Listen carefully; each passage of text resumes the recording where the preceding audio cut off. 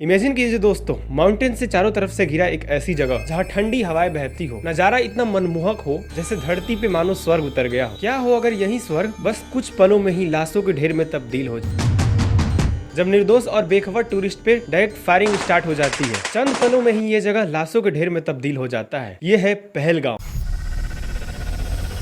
अब सवाल उठता है कि आखिर इस पीसफुल जगह को आतंकवादी अपना टारगेट क्यों बनाएंगे और कैसे हमारी सरकार इस घटना को रोकने में असफल रही। आइए आज के इस वीडियो में समझते हैं। 22 अप्रैल 2025 पहलगाम, 4 आतंकवादी लोगों पे डायरेक्ट फायरिंग स्टार्ट कर देते हैं, जिसमें एटलीस्ट 26 लोगों की जान चली जाती है और हालत कुछ ऐसा बन जाता है वहाँ पे कि किसी को भी गोली मारने से पहले आतंकवादी वहाँ सबके रिलीजन पूछते हैं, उसके बाद उसको गोली मारते हैं। हमले के बाद डर का माहौल कुछ ऐसा बिगड़ जाता है कि लोग अपने इंडियन आर्मी को भी पहचानने में इनकार कर देते हैं। इंडियन आर्मी से डरने लगते हैं कि कहीं यही आतंकवादी तो नहीं, क्योंकि टेररिस्ट जिन्होंने लोगों पे हमला किया था वो भी इंडियन आर्मी के ही ड्रेसेस पहने हुए थे। इन तस्वीरों ने देश को झकझोर दिया है। औरतें अपने पति की जान की भीख मांग रही हैं और कुछ पलों में ही परिवार बिखर जाते हैं। इस अटैक को समझने के लिए कश्मीर के हमें कॉम्प्लेक्स हिस्ट्री को समझना पड़ेगा। 1947 पार्टीशन के बाद इंडिया और पाकिस्तान के बीच कश्मीर को लेकर काफी ज्यादा डिस्प्यूट छिड़ गए। 1989 के विद्रोह में भी हजारों लोगों की जान गई थी, जिसमें सैनिक और आम लोग शामिल हैं। लश्कर-ए-तैयबा, रेसिस्टेंट फ्रंट जैसे आतंकवादी संगठन इन घटनाओं को अंजाम देने में शामिल थे। और जैसा कि आपको पता है कि पाकिस्तान हमेशा से पीछे हटता आ रहा है इन चीजों को लेकर के, इन मुद्दों को लेकर के, कि इसमें हमारा कोई हाथ नहीं है, कहीं और के होंगे,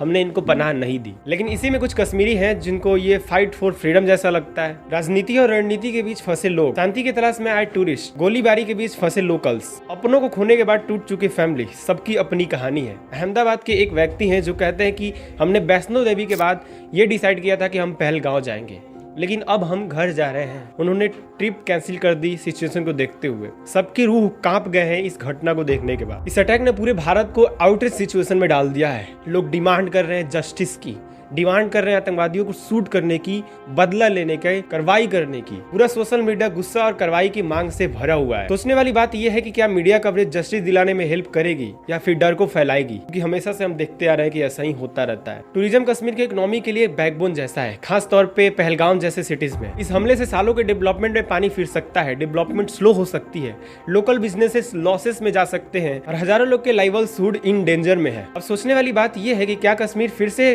टूरिस्ट के बीच अपना ट्रस्ट रिबिल्ड कर पाएगा या फिर इकोनॉमी तबाह हो जाएगा। क्या इस स्वर्ग को आतंक की छाया से बचाना पॉसिबल है? इंडियन गवर्नमेंट ने अटैक के खिलाफ स्ट्रिक्ट एक्शन लिया है। सिंधु जल समझौते को रोक दिया गया है, अटारी बॉर्डर सील कर दिया गया है, पाकिस्तानियों के लिए वीजा रद्द कर दिया गया है। इंडियन आर्मी आतंकवादियों को ढूंढ के शूट कर रही है और भी कई सारे सीक्रेट मिशन है, सीक्रेट प्लान है जो इन आतंकवादी घटनाओं का बदला लेंगे, रिवेंज लेंगे और इन घटनाओं को रोकने के लिए अपना प्रयास करेंगे। लेकिन इस पे आपकी क्या राय है? आपको क्या लगता है कि हमारे देश की सेना को, हमारे देश के प्रधानमंत्री को और कौन से स्ट्रिक्ट एक्शन लेने चाहिए इन आतंकवादी घटनाओं के खिलाफ, और क्या स्ट्रिक्ट एक्शन लेना चाहिए? अपना राय कमेंट बॉक्स में जरूर कीजिएगा। मिलते हैं नेक्स्ट वीडियो में, तब तक के लिए जय हिंद, जय भारत दोस्तों।